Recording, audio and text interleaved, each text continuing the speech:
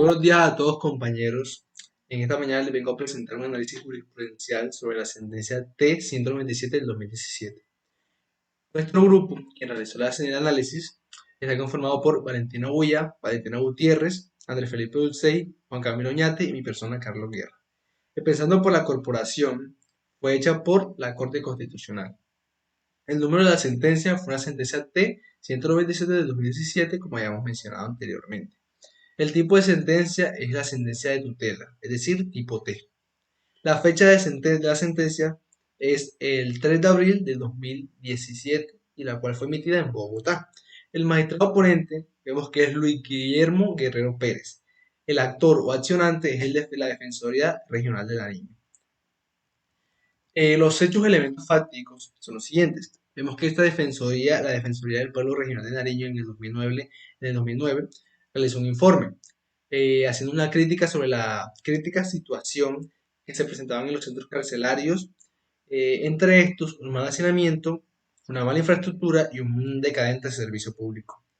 Pero vemos de que estos al momento de presentar este informe hacia los juzgados de penas y de medidas de seguridad como podría ser el IMPEC, en el 2012 se dieron cuenta de que estas críticas y este informe no sirvieron para nada. ¿Por qué? Porque los centros carcelarios seguían presentando los mismos problemas, incluso habían empeorado. Y pues en la presente sentencia, es decir, la sentencia de tutela, dieron a conocer de que estos no habían mejorado en su totalidad y que pues habían decaído incluso más. Vemos que en el momento de realizar la sentencia de tutela, estos mencionan numerosos problemas que han tenido diferentes centros carcelarios de Nariño, entre esos el centro de Pasto, el centro de Tumaco, el centro de La Unión, los cuales dicen que su hacinamiento es muy malo. El amontonamiento que se presenta en estas cárceles incluso son de 25 personas en una sola celda, es decir, es algo que vulnera la dignidad humana. La alimentación de estos, la seguridad, la seguridad pues eh, médica de estas personas es decadente al igual. Y no se diga pues también de los proyectos de reinserción que se tienen, como por ejemplo la educación, como por ejemplo la buena salud y sobre todo este problema de la educación. ¿Por qué? Porque el SENA en este momento extrajo, por decirlo así, o le quitó a los instructores, a un gran número de instructores, los cuales se presentaban para darle clases a los reclusos. Es decir, suspendieron la educación a gran escala en los centros carcelarios. Hablando del punto 9, hablamos de las normas constitucionales objeto de pronunciamiento. Y es que las normas constitucionales que se presentan en esta sentencia son basadas en el artículo 25, 67 y 68, que tocan el tema de la dignidad humana. Y los problemas jurídicos de la sentencia son que establecer si las entidades demandadas vulnerarán los derechos de la vida, a la integridad personal, a la dignidad humana, al trabajo, a la educación, a la salud de la población privada de la libertad en los establecimientos penitenciarios y carcelarios de Turreques y los mencionados anteriormente. Ahora pues toca hablar pues, de los argumentos que da la Corte acerca del fallo que emitió, que ya lo adelanto, y es que falló a favor de la Defensoría de Nariño. Uno de los argumentos que dio fue que al momento pues, de crear la ESIC, la cual fue declarada en la sentencia T-153 de 1998, fue de que ésta la creó con el fin de que ésta pudiera resolver el problema de amontonamiento que existía en los centros carcelarios y en los sistemas penitenciarios. Y a su vez destinó recursos, incluso creó medidas legislativas y administrativas para mejorar la infraestructura de algunas de los centros carcelarios y construir otros para que no existiera este problema de amontonamiento. ¿Qué pasa? Que estos creían que los problemas adyacentes a los reclusos iban a mejorar solamente mejorando la infraestructura y mejorando el problema del amontonamiento. Pero no es así, porque esto no sabían o no tenían en cuenta de que no solamente existía ese problema, también existían problemas como por ejemplo la mala alimentación que estos recibían, es decir, los servicios públicos que estos recibían eran muy decadentes, como por ejemplo la alimentación, la salud, El plan de reinserción que se tenía era al igual muy malo. La educación que se presentaba era prácticamente muy poca o nula.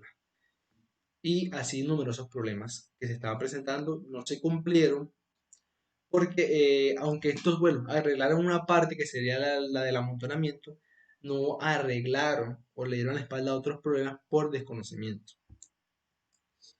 Otro de los argumentos que decían, eh, pues daba la corte, es que el ETSI con esto, con cuando se creó el ETSI, trajo varios factores y es que el derecho a la dignidad humana de un recluso, o sí, la dignidad humana de un recluso se va a valorizar si éste que tanto disfruta de sus derechos fundamentales. Es decir, la dignidad humana de un recluso está siendo guardada, está siendo verificada, se está respetando si estos, si estos tienen un, un respeto hacia sus derechos fundamentales o las ciertas limitaciones que se establecen para la correcta reinserción a la sociedad.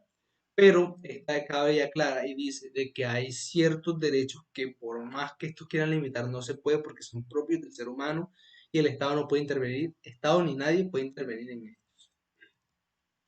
Esto tuvo otro de los argumentos es que este tuvo un gran impacto, el derecho de la dignidad humana tuvo un gran impacto en los centros carcelarios porque hubo una condición, hay una condición de sujeción que viven los reclusos que los caracteriza.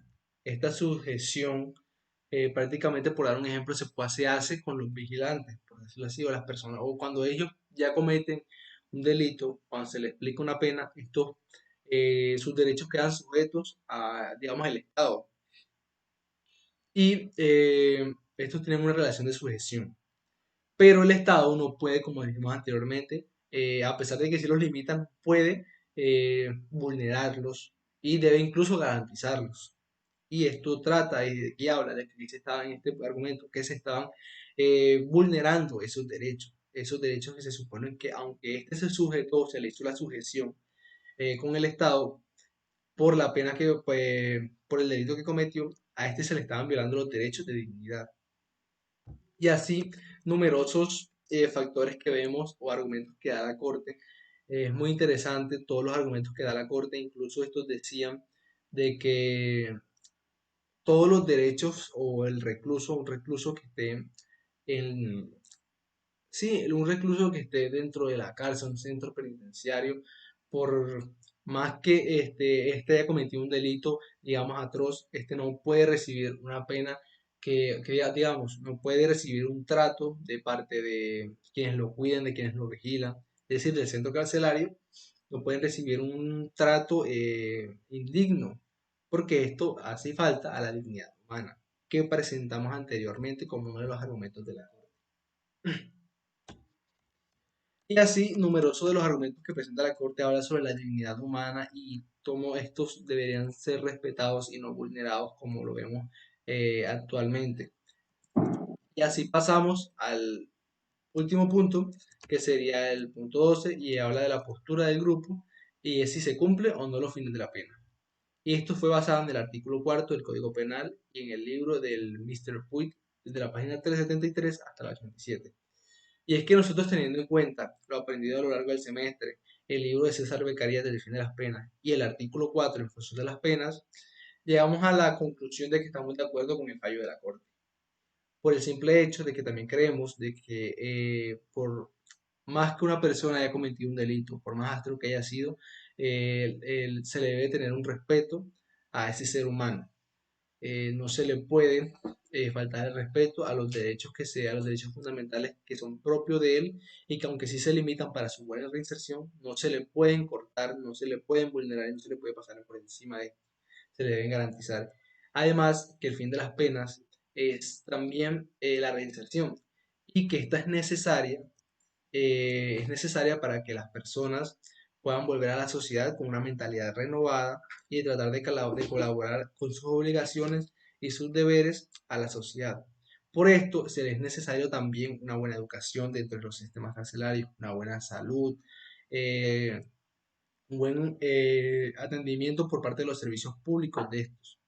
Entonces, estamos de acuerdo con el fallo que emitió la Corte y según el Código, como según el artículo cuarto del Código Penal, también decimos que no se estaban cumpliendo el fin de las penas, porque vimos al igual que los problemas que se estaban viviendo no le daban ese cumplimiento. Es decir, que problemas como un mal hacinamiento, el amontonamiento, el que muchos reclusos durmieran en el piso, incluso en una sola cárcel 25 personas, eso vulneraba la dignidad humana, vulneraba su derecho, vulneraba, también se vulneraban los servicios públicos como la alimentación, como el acceso a que estos tuvieran un- bueno, una buena salud y a la reinserción, volvemos a decir. Entonces no se cumplían las penas en su totalidad, incluso se vulneraban. El trato que recibían estos por parte de los centros carcelarios era inhumano. Entonces creemos que no se cumpla y estamos de acuerdo con el fallo de la Corte. Pues con esto concluimos nuestra parte, nuestro análisis jurisprudencial y muchas gracias por su atención.